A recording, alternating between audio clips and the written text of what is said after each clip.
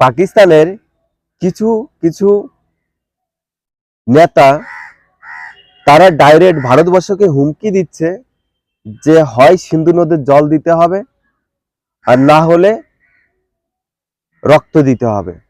ভাই জলও দেব না, রক্তও দেব না, বরঞ্চ জল যা আছে সেটা আবার শুকিয়ে নেব, জল একদমই বন্ধ করে দেব, আর বেশি ভ্যানতারা করলে জল দিয়ে বন্যা বাঁধিয়ে দেব। এরকম পরিস্থিতি করে দেওয়া হবে পাকিস্তানের। ভারতবর্ষ ইতিমধ্যে বিভিন্ন যেমন রাশিয়া থেকে প্রায় 260 কোটি টাকার অস্ত্র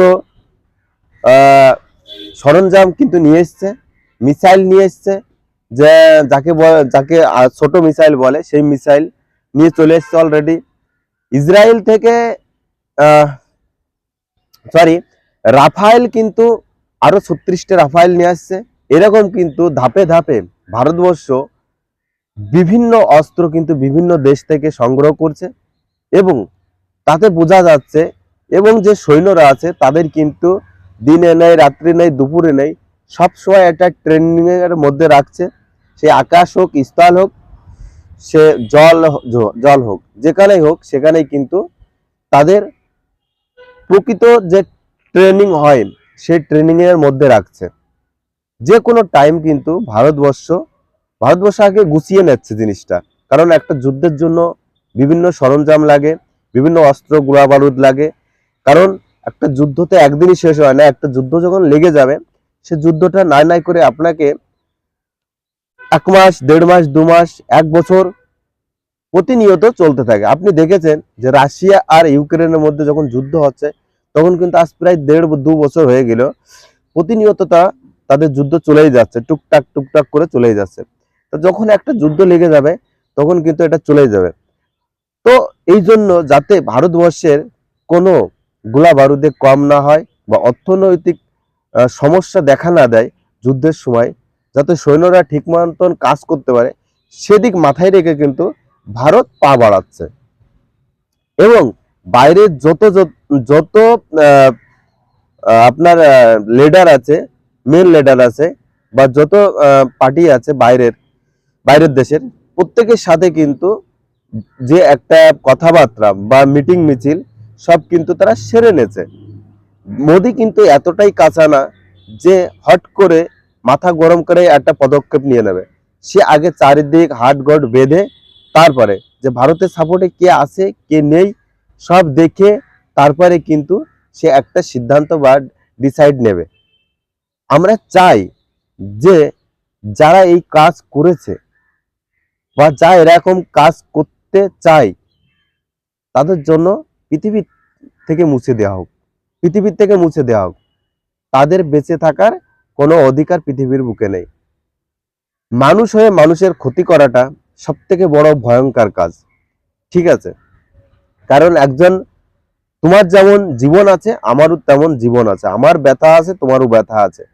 তো সেই ব্যথা যদি একজন না বোঝে তো তাদের বেঁচে থাকা কোনো দরকার নেই, ঠিক আছে?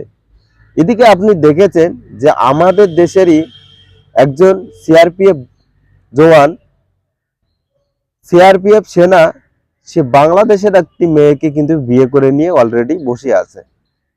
তো তার এই যে সে বলছে যে আমি যখন বিয়ে করেছি আমি সরকারকে বা আমার ব্যাটালিয়নকে আমি ইনফরমেশন জানিয়েছিলাম, কিন্তু সে ওনারা যখন আমাকে পাস দিয়েছে তখন আমি নিকা করেছি। ওদের ভাষায় নিকা বলে, আমাদের ভাষায় বিয়ে বলে। তো পাস না থাকলে আমি কিন্তু বিয়ে করতাম না। তার সত্ত্বেও যখন এই যে পাকিস্তানি পাসপোর্ট গুলো ক্লোজ হয়ে যাচ্ছে বা বন্ধ করে দিচ্ছে তখন কিন্তু এই কেসটা সামনে চলে আসছে, নাহলে কিন্তু এই কেসটা এতদিন কেউ জানতো না। এছাড়াও আমাদের রাজ্যে বিভিন্ন জায়গায় পাকিস্তানি মানুষ কিন্তু ঘুরতে এসে তারা থেকে গেছে। যেমন আপনারা দেখতে পেয়েছেন যে হুগলিতে একটি মহিলা আজ থেকে প্রায় 1980 সালে উনি এই ভারতবর্ষে ঘুরতে এসে সে কিন্তু আর সে দেশে যায়নি, না গিয়ে এই দেশেই থেকে গেছেন এই দেশে বিয়ে শাদী করে এই আজকে ওনার ছেলে মেয়ে সব আছে। তো যখন ওনার কোন একটা ইনফরমেশন পেয়েছে, পাওয়ার পরে যখন ওনাকে গেছে, গিয়ে দেখে ঘটনাটা সত্যি, ওনাকে কিন্তু অ্যারেস্ট করা হয়েছে। তো দেশের বিভিন্ন জায়গায় এরকম কিন্তু মানুষ লুকিয়ে রয়েছে, গোপন আশ্রয় নিয়ে রয়েছে, সেটা কেউ জানে না।